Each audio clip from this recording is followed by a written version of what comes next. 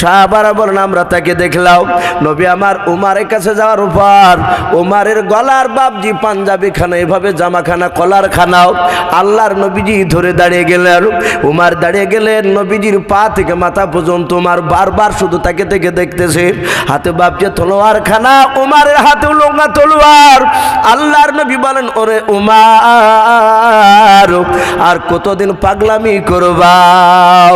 আল্লাহ রাসূল আবার ডাক দিয়ে খানা ধরে বলেন উমার ওই দেখো তোমার সাথে ভাইরা শুধু তোমার ভয়ে কলমার দাঁত প্রকাশে দিতে পারি না রে ভাই উমার। ওরে উমার অনেক পাগলামি করা হয়েছে আর পাগলামি করো না রে উমার। উমার কোনো কথা বলে নাই, শুধু নবীজের বাপ যে কান্না দেখতেছে, নবীর চোখ দিয়ে পানি ঝরতেছে। আল্লাহ রাসূলের কান্না দেখে উমার থাকতে পারে নাই, উমারের চোখ দিয়ে পানি গড়ায়। আল্লাহ রাসূল কলার খানা ধরে আর ঝিটকে টানে টেনে মেরে বলেন ওরে উমার আর পাগলামি করো বালাও। উমার আমার এটা মনের আশাও তুমি আমার সাথী ভাইদেরকে নিয়ে তুমি নেতা হয়েও তুমি এই কমান্ডার হয়ে কলমার দাওয়াত দিবা, বলুন সুবহানাল্লাহ। উমার বাপজি সহ্য করতে পারলো না। আল্লাহ রাসূল বলেন উমার এখনো তুমি আমাকে চিনতে পারো না। এই উমার আমি তোমার দরদি মায়ের নবী, একটু আমার দিকে ভালো করে তুমি তাকিয়ে দেখো। এই উমার একটু মহব্বত নজর একটু আমার দিকে তাকিয়ে দেখো রে উমার। উমার ফ্যাল ফ্যাল করে চাতক পাখির ন্যায় চেয়ে রসুলের চেহারার দিকে চেয়ে থাকার উপর পায়ের তলে উমার তলোয়ার খানা নবীর সামনে ফেলে দিলেন। ডাকে দিয়ে বলেন হুজুর আমি আপনাকে এতদিন চিনতে পেরেছিলাম লাও, আপনার কোরআনের কথাগুলো আমার কানে গিয়েছিল না, আজ কানে গিয়েছে। ও নবীজি আপনার কাছে তলোয়ার খানা দিয়ে দিলাম, আমি অন্যায় করেছি নবী, এত বড় অন্যায় করেছে, অন্যায়ের ক্ষমা হবে না। নবী গো আপনি তলোয়ার দিয়ে আমাকে জবাই করে দেন। আল্লাহর নবীজি বাপজি আর মারলেন লাও। উমারকে পাঞ্জা মেরে ধরে বলেন উমার রে আমি রহমাতুল লিল আলামিন পয়গম্বর, জোরে বলুন সুবহানাল্লাহ। ওবার আমি বদলা নিতে আসিনি। এই উমার আমাকে যে আল্লাহ রহমতের নবীকে পাঠিয়েছে, উমার আমি তোমাকে সব মাফ করে দিয়েছি। আমার নিশ্চয় আল্লাহ তোমাকে মাফ করে দিয়েছেন। উমার তুমি কলমা পড়ে নাও।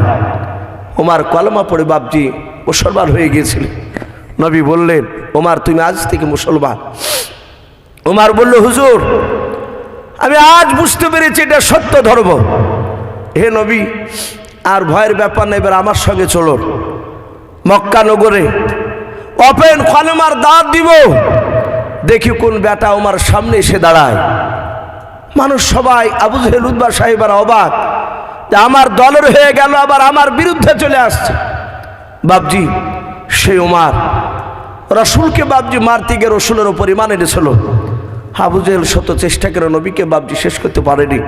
তা আমি প্রতিটা বাপজি ভাইদেরকে বলবো নবীর কথা না মানার কারণে বিশ্বনবী বলেছিলেন চাচা আপনাকে আজ থেকে মানুষেরা আবু জেহেল বলে ডাকবে, আবুল হিকাম বলে মানুষ কেউ আপনাকে ডাকবে না। তাই বাপজি আমরা সকলে জানি আবু জেহেল ছিল মূর্খের বাপ। জানার পরও বাপজি রসুলের দিনকে সে মানেনি, নবীর ওপর অত্যাচার চালিয়েছিল। আমি প্রতিটা বাপজি ভাই মা বোনদেরকে বলবো বাপজি আমরা জানি যে 5 ওয়াক্ত নামাজ পড়তে হবে, নামাজ না পড়লে জাহান্নামে যেতে হবে, এটা প্রায় মানুষ আমরা জানি। জানার পরও বাপজি আমরা মানতে চাইলে আবু জেহেলও জানতো মুহাম্মদ সাল্লাল্লাহু আলাইহি ওয়াসাল্লাম আখিরি জামানার রসুল। আবু জেহেল অনেক পরীক্ষা করে দেখেছিল, গোপনে রসুলের ঘরের দরজায় কান লাগিয়ে দেখেছিল কোরআন মুহাম্মদ সাল্লাল্লাহু আলাইহি ওয়াসাল্লামের তৈরি করা নয়, এটা ঐশ্ববাণী, এটা আসমান থেকে এসেছে। জানার পরও বাপজি সে মানেনি। সে জানতো মুহাম্মদ সাল্লাল্লাহু আলাইহি ওয়াসাল্লামের কথা যদি কলমা পড়া যায় ওজনে কম দেওয়া যাবে না। মুহাম্মদ সাল্লাল্লাহু আলাইহি ওয়াসাল্লামের কথা কলমা পড়ে নিলে চিটারি করা যাবে না, মিথ্যাবাদী কথা বলা যাবে না। মুহাম্মদ সাল্লাল্লাহু আলাইহি ওয়াসাল্লামের কলমা পড়ে নিলে 5 ওয়াক্ত বাপজি নামাজের মধ্যে ফাঁকি দেওয়া যাবে না। তাই বাপজি অনুরোধ করবো প্রতিটা বাপজি ভাইদেরকে মা বোনদেরকে আমরা 5 ওয়াক্ত নামাজ পড়বো, বলুন ইনশাআল্লাহ। এই ঠান্ডা দিনে বাপজি রাত্রির বেলাতে ফজরের সময় মসজিদে মুসল্লি খুব কম হয়ে যায়। আবার দেখবেন ঘুরতে ফিরতে বাপজি 2 মাস পর মসজিদে যাইয়া সেজদা থেকে বাপজি কপাল তুলবে না। মেলাখানিক পর বাপজি নামাজ শেষ করিয়ে বলবে যে ভাই আর সেজদায় গেলে আর কিচ্ছু ভালো লাগে না। তো তাকে দেখবেন ঠিক ফ্যানের তলে বেটা মসজিদে ফ্যানের তলেই বসে সেজদা মারছে। ওর সেজদা কিন্তু বাপজি আল্লাহর ভয়ে নয়, ওর বাড়িতে কারেন্টের বিল ফুটবে বলে বাপজি এখানে বেশি লম্বা টাইম দিয়ে সময় কাটাতে চাইছে। যদি তাই হয় তাহলে শীতের সময় ওই লোকটাকে বাপজি অতক্ষণিক লম্বা সেজদা পাওয়া যাবে, কিন্তু তা নয়। শীতে অনেক মুসল্লি নাই, আবার দেখবেন গরমের সময় নতুন নতুন বাপজি যারা বাদ দিয়ে দিয়েছে 6 মাস আগে, তারা আবার বাপজি নতুন করে নামাজের দিকে যাবে। বাপজি অনুরোধ করব, নামাজ এত গুরুত্বপূর্ণ। আমার বিশ্বনবী দরুদ নবী বলেছেন, নামাজবিহীন কোনো মানুষ জান্নাত যেতে পারবে না। জোরে বলুন সুবহানাল্লাহ। নামাজ পড়াই লাগবে।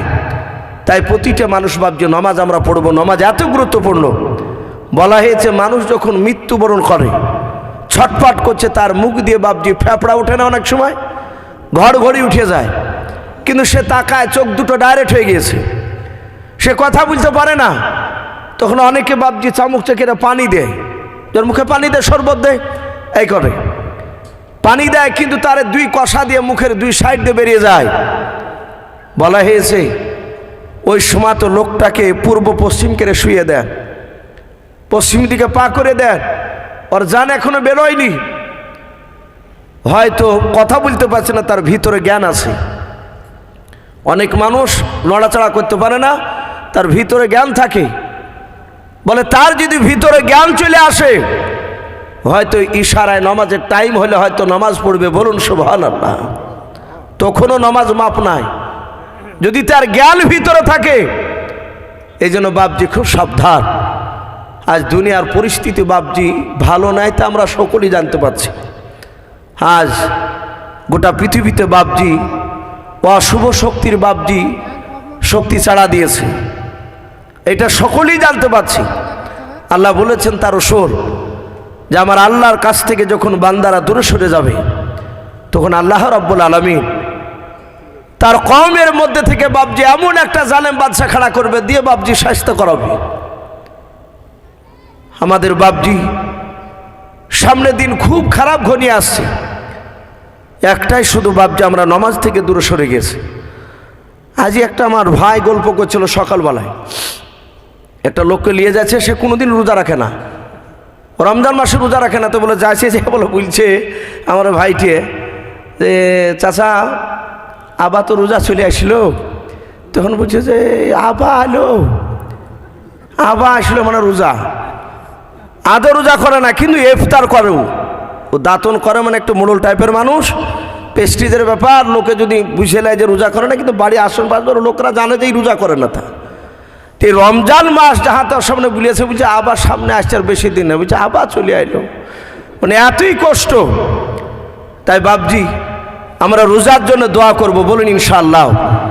আল্লাহ রসুল রজব মাস থেকে দোয়া করতে, হে আল্লাহ তুমি রজব মাসে আল্লাহ তুমি বরকত দাও, শাবান মাসে বরকত দাও, এবং রমজান মাসটা যেন পরিপূর্ণভাবে যেন রোজা করতে পারি। বলুন আল্লাহুম্মা আমিন। আল্লাহ রসুল দোয়া করতে, আমরা একজন এখন পর্যন্ত দোয়া করিনি। ওই মেয়েরা শুধু বলা বলি করছে, মা বোনেরা, হ্যাঁ আবার রোজা আসছে, ইনশাল্লাহ রোজা করব। আমাদের অনেকের মনেই নাই। তাই বাপজি আমি আপনাদের সকলকে বলবো, রমজান মাস আসছে, আমরা এখন থেকে একদম ওয়াদা করব, হে আল্লাহ 30টা রোজা যেন আমরা করতে পারি, সে তৌফিক দেব। বলুন আল্লাহুম্মা আমিন। এই রমজান মাসে রোজা অনেকেই করতে পাবো না বাপ, ইনশাল্লাহ আমরা রোজা রাখবো, 5 ওয়াক্ত নামাজ পড়বো। বলুন ইনশাআল্লাহ। তো ভাই যাই হোক, আমি আর লম্বা চড়া করবো না, আমরা একটা ছোট্ট একটা আমি আপনাদের সামনে নাত পড়ে ইনশাল্লাহ দোয়া হবে। প্রায় 11টা বাজতে চলল। জগতে করে নবীর ঘরে অগা আম্মা বিটিতে, অগা আম্মা বিটিতে, কাহার আগে কে যাবে সেই খোদার জান্নাতে। মা আয়েশা কয় ফাতেমা ওগো জোহরা, আমি জিনার সঙ্গে নিছে আল্লাহর পিয়ারা। পিতা আয় আমার আবু বকর প্রথমে ইমানদার, ওগো প্রথমে ইমানদার, সব বিবিদের চেয়েও বেশি আমার অধিকার। আমার কাছে হাদিস এত, আমার কাছে হাদিস এত নাই কাহর কাছে, অগনাই কাহর কাছে। কাহার আগে কে যাবে সেই খোদার জান্নাতে। এবার মা ফাতেমা জোহরা বলে, মা ফাতেমা বলে ও মা ঠিক বলেছো, মা ফাতেমা বলে ও মা ঠিক বলেছো, এত কথার মাঝেও তুমি আসন ভুলেছো। তোমার কাছে হাদিস আছে, তোমার কাছে হাদিস আছে, আছে বিপন গরু, নাই যে তোমার আছে আমার নাবির দেহের খুন। কেমন স্বামীর খুনকে তুমি রাখবে পিছেতে, অগ রাখবে পিছেতে, তোমার আগে জান্নাত যাব। আব্বা জান নবী বলেন যে যুকুতে করে নবীর ঘরে, অগ আম্মা বিটিতে, অগ আম্মা বিটিতে, কাহার আগে কে যাবে সেই খোদার জান্নাতে। ভাই বেশ কিছু কথা আলোচনা করেছি, বলার মধ্যে ভাষার মধ্যে যদি ভুল হয়ে যায় সকলে ছোট ভাই কিংবা ছোট ছেলে সবাই ক্ষমা করবে। আল্লাহ যদি বেচারা খাবার হয়তো কোনো দিন দেখা হবে ইনশাল্লাহ। এ বলে আমার বক্তব্য শেষ করলাম। আখিরি দাওয়ানা আনিল হামদুলিল্লাহি রাব্বিল আলামিন। দোয়া করে দাও। আসসালামু আলাইকুম ওয়া রাহমাতুল্লাহি ওয়া বারাকাতুহু। আজকে আলহামদুলিল্লাহ রাসূলুল্লাহ গ্রামে খুব ভালো জলসা হলো। আমাদের ছাত্রদের প্রতিযোগিতা, কোরআন কেরাত, গজল, বক্তব্য, বিভিন্ন কুইজ ইত্যাদি নিয়ে আলোচনা হয়েছে। আজকে প্রথমেই ধরতে হবে আমাদের এই জলসাটা। খুবই আমাদের উদ্যোগ ছিল আলহামদুলিল্লাহ, যথেষ্ট মেহনত পরিশ্রম, টাকা পয়সা, যুক্তি পরামর্শ দিয়ে আজকে এই জলসা কেন করা হলো। ইনশাল্লাহ আবারও যদি আল্লাহ পারে হবে, আমাদের চেষ্টা উদ্যোগ থাকলে ইনশাল্লাহ অবশ্যই হবে।